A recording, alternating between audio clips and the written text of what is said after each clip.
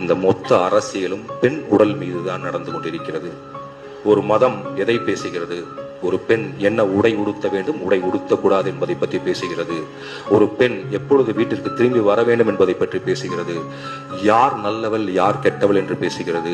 எத்தனை மணிக்கு எழ வேண்டும், எத்தனை மணிக்கு உறங்க வேண்டும் என்பதை பற்றி பேசுகிறது. விதிவிலக்கு இல்லாமல் எல்லா மதங்களும் இதைத்தான் பேசுகிறது.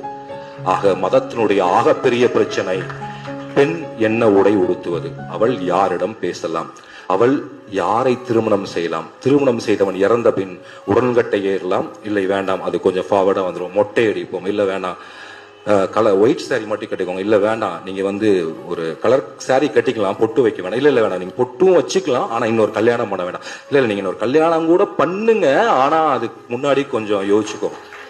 ஆக ஒரு மதத்தினுடைய ஆகப்பெரிய பிரச்சனை ஒரு பெண் யாரை திருமணம் செய்ய வேண்டும், எப்பொழுது திருமணம் செய்ய வேண்டும், திருமணம் செய்ய வேண்டும், செத்தால் அவள் என்ன ஆக வேண்டும்.